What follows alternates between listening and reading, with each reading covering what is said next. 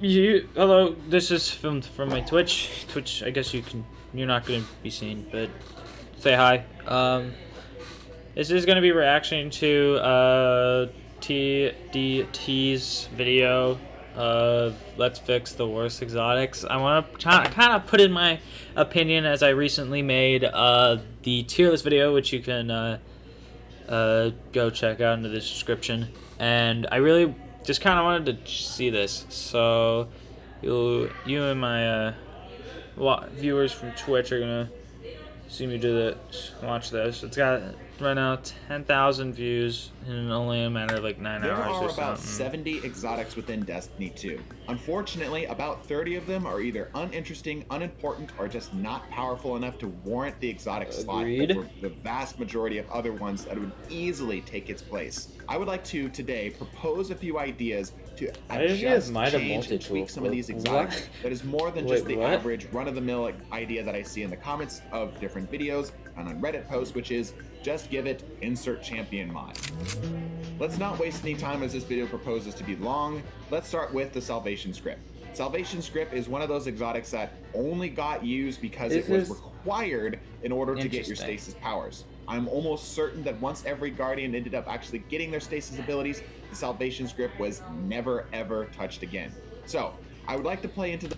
Okay, I'm gonna call this right now. What I'm predicting from this is that it's gonna have to, in my opinion, what I would do to change this is make it have a little bit increase, make it so the recharge time is the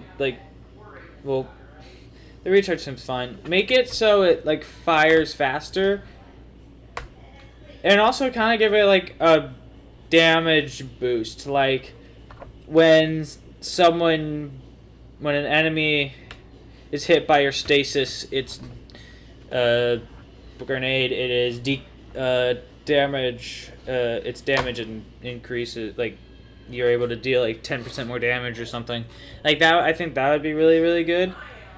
And make this thing at least usable if need be, like a very minimal option. But again, I mean, it could get better with some mods. Really, just depends. This idea of the Salvation Script being a stasis-based utility exotic, not necessarily something that's supposed to be a world-shattering DPS tool. First of all, I would like to propose that it could swap between the different modes, essentially swapping between different grenades by holding down the reload button, similar to how like the Cerberus would swap between fire modes. I don't really like that because firing like a cold snap grenade or a Duskfield grenade, like a Duskfield more importantly, like in Crucible, that would be pretty like eh. But in PvE, what's the point? Why like cool, it can do that, but what's really the point? And the symmetry would swap between different fire modes.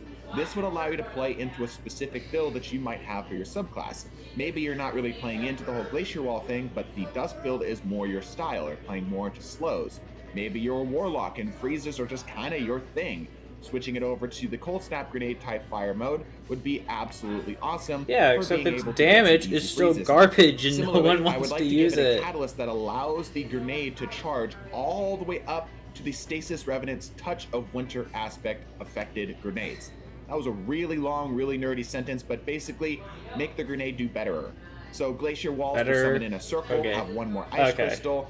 The Duskfield grenades will spawn with a small not to pause this a lot, last so a this little bit doesn't get too longer, long. be a little bit bigger. Cold snaps will be a bit angrier, and some little tiny crystals. This would generally just up the efficacy in general, as well as obviously leaning into the utility. Rolling on to our list, we have Skyburner's Oath.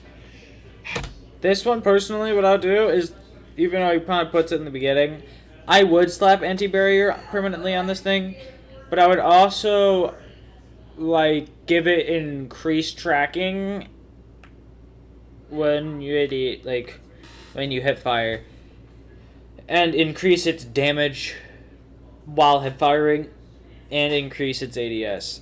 That is just in my opinion, just makes it more usable. It takes more damage. It can be used anti-barrier wise anywhere.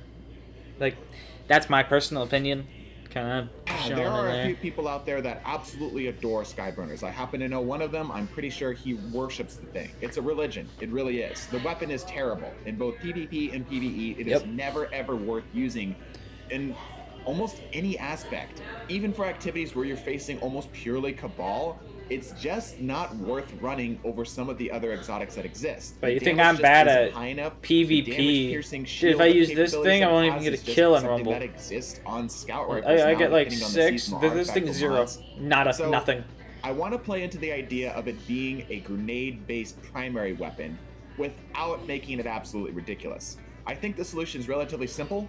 Give it full court. This would allow it to actually be something viable for long-range damage because it obviously has a huge travel time. The target will obviously have plenty of time to react. So if they're really, really far away, make it possible to 2, probably more likely 3. I like that. I like the full court idea. I really do. That's something that is really nice. Like having the anti-barrier thing and the full court. Anti-barrier kind of gives it some usage in PvE, but in full court, just in general for PvE and PvP, that works actually quite well. Like, that's not bad. So, yeah, that's actually not bad at all. I like that. Tap a Guardian. I think this would make it a very fun choice in PvP. And in PvE, yeah, sit towards the back of whatever room you're in and lob some damage on the boss. Is it going to be the best DPS exotic? Maybe not. But against a Cabal enemy, maybe. It has a chance. It at least has an opportunity to be interesting, or at least be something that you can run one night when you're feeling like having a little bit of fun and not feel like you're being a detriment to the rest of your team. Darcy. Oh boy. Darcy. Just saying that now. There's only one thing you have to do to Darcy, and that's put it in the special slot. That's like for that, just put it in a special slot. That's all you gotta do. That's it. Like, I can't say much else than just put it in the special slot. See, purely because it's a great measuring stick for ranges of shotguns. I really wish Darcy was something more special, but unfortunately, purely because it sits in the heavy slot, it's not. The weapon by itself is actually pretty solid, but there's been so many new additions to the game that just make Darcy seem like chump change. Like I mentioned, I think the solution to this is really straightforward. Move it to the special ammo slot. As it stands right now, it's the only 140 sniper rifle that can double body shot in PvP, which I think is fair.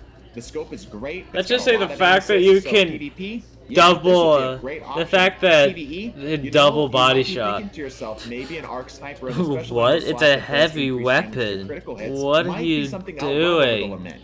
You never know. It's worth a shot.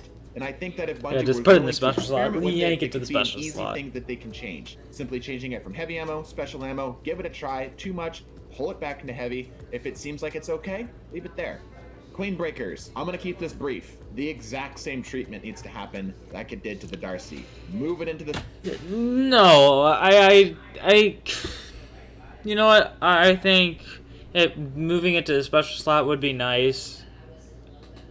But still, no one's really going to use it. So I would try to put in like an extra damage buff or something. Even though I probably did get one with the linear fusion buff that was a season or two ago. The special ammo slot. We've already got Arbalist. Arbalist feels pretty balanced right now, especially on console. It was a big problem for a while. And I think if we were to be as careful as we were with Arbalist as we were with the Queen Breakers, I think that would be fine. No one would still use it, though. Wishender. The ability to wall hack. Wishender is not good, and the reason kind of why it's bad is it's because it's a bow. I can't really say anything other than because it's a bow, it holds itself back. So, and what I would do is increase the damage to all enemies, and make the wall hacks last longer, like you don't have to ADS. Like, what I would do is when you with the wall hacks or whenever you precision hit a highlighted enemy, it gives you wall hacks for a short duration. Kind of like in Gambit, but obviously not as bright and what such. So that's what I would do. Seems incredibly powerful. And it's a bow, so like they have PvP. and basically useless in terms of PvE. Not completely, but and there's never really a time where you absolutely need to know exactly where an enemy is. It's pretty telling that this weapon has free access to wall hacks and it still does not get used.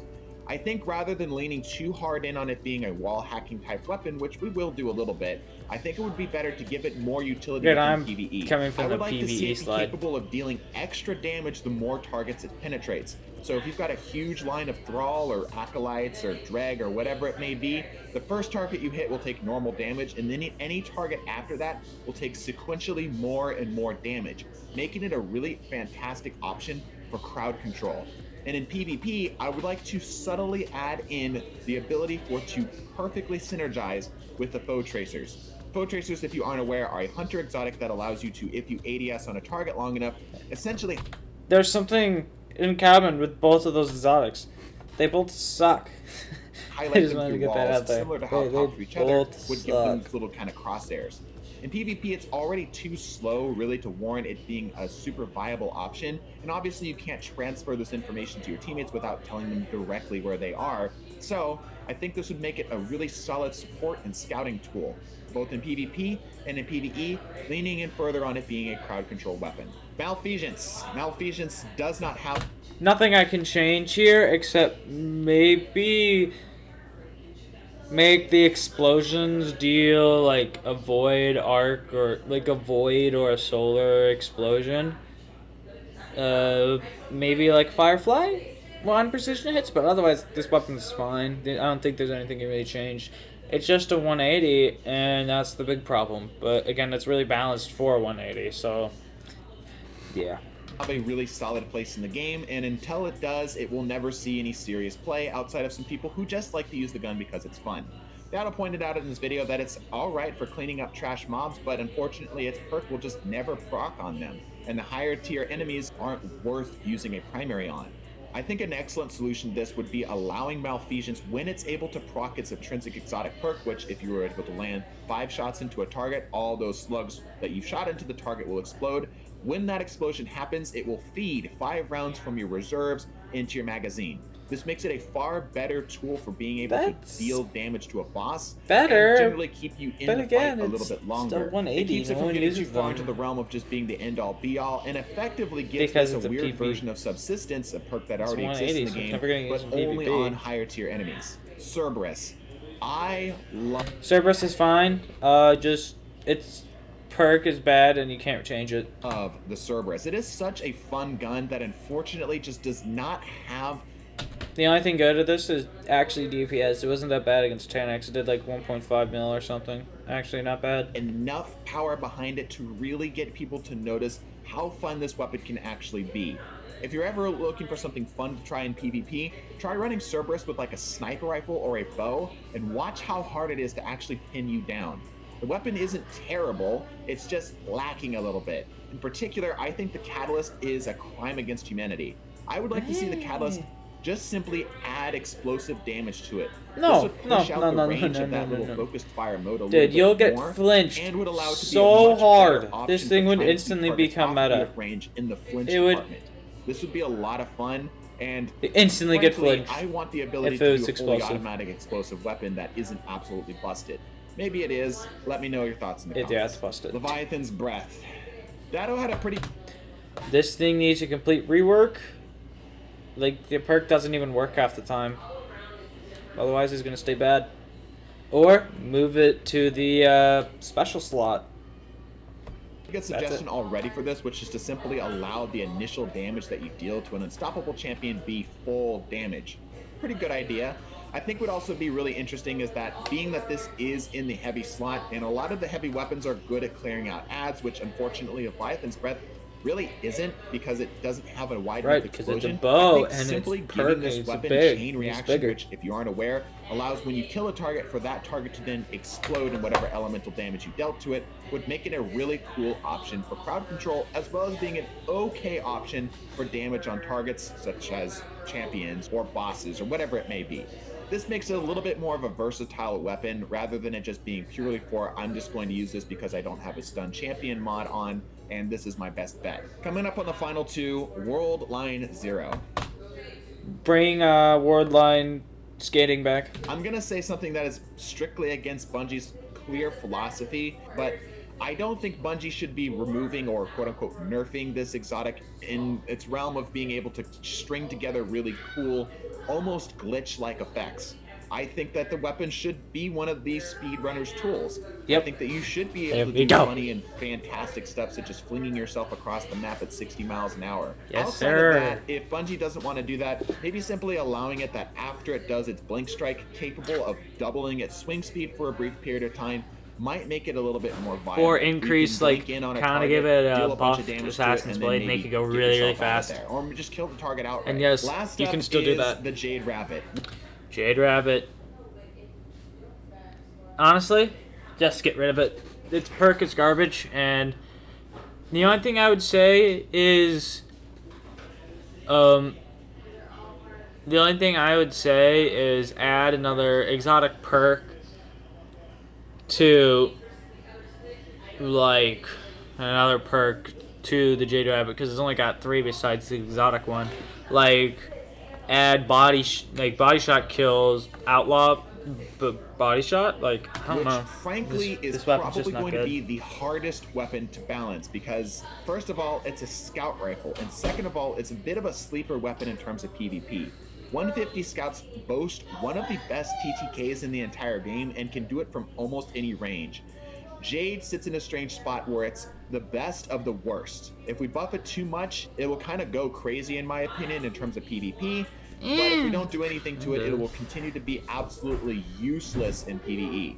I think the solution to this weapon is to allow the chaining damage of hitting body shots into the headshot. Let that headshot damage be essentially exponential based on the number of shots you hit to the body. In layman's terms, let's say that this is PvP, which right now it takes 6 body shots total to kill a target, which is abysmal. It's a 2-second TTK. Absolutely awful. If it allows it to deal 3 body shots, 1 headshot, which is only 1 shot more than if you were to do the optimal 3 headshots, this would make the weapon operate in PvP sort of similarly to how the Malfeasance work. This weapon is just a stat king. It's got almost maxed out everything. Only thing it's lacking is reload speed, which obviously you've got a perk that can just keep loading ammo into the magazine. So making it deal a little bit more damage and making it a little bit more consistent in terms of the damage options that you have. I like this idea, but I don't think Bungie would do it. If you made this shot, like I mentioned, exponential, that would mean that after 9 shots of chaining body shot damage into that headshot would deal a significant portion of damage, meaning that you're able to keep ammo in the magazine while dealing hefty amounts of damage. It's a simple change to how the weapon operates, going from a linear increase to the exponential increase, but I think that simple change would make it a much more viable I can't really say anything safe else. and at range in PvE, and making it a little kind of like, that's all I can say about it. I like the video, but I think my personal opinion, that's kind of it. That's all you can really do to it. So that's that reaction.